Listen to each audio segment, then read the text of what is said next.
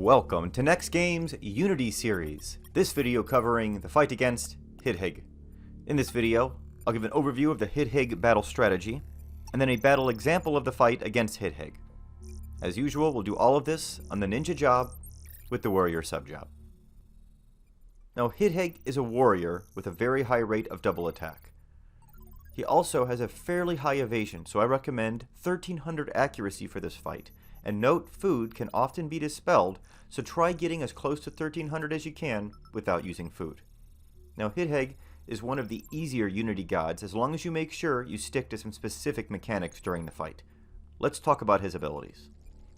His most dangerous ability is a Dragon Breath move that can hit you for upwards of 2000 damage and your trust for upwards of 3000 damage if they're in that cone in front of him.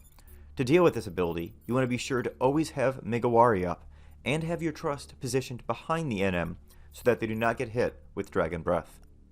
Now, Absolute Terror is the next ability that we're going to discuss. This ability will terrorize you for 30 to 45 seconds, making it so you're completely vulnerable to all of Hidhaegg's attacks. This means your trusts are going to have to keep you alive during these periods of time.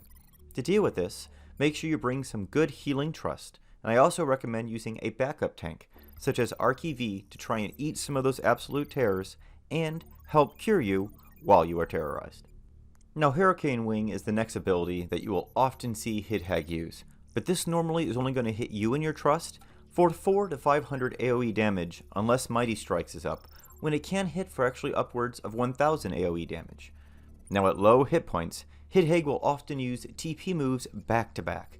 So be sure to focus on keeping Megawari up and use AoE Curing Trust to help make it through those difficult periods during low hit points when something like a double Dragon Breath or dual Hurricane Wings are possible. The next ability that we're going to discuss is Horde Roar, that will completely wipe your shadows, buffs, and food. Now make sure you take the time to get all of those things back up after this ability is used, or you're going to be at a severe disadvantage the next time he uses an ability.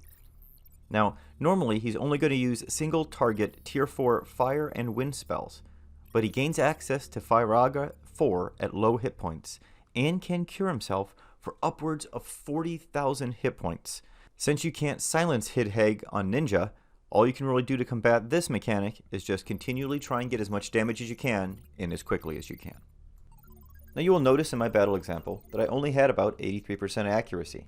Meaning I could have killed faster if I had some more accuracy on me. Keep this in mind in your gear, trust, and food selection to try and get as close to that 1300 number as you can without food. Now in my example, I'm using RKV to help tank and heal, Joachim for marches, Arcelia for haste and AoE cures, and Monboro and Yoran Oran for additional curing. Note that any AoE curing white mage can be substituted for Monboro. That should be all the information you have to take on Hidhaegg. Let's go ahead and see what a battle example looks like. Enjoy the run, everyone.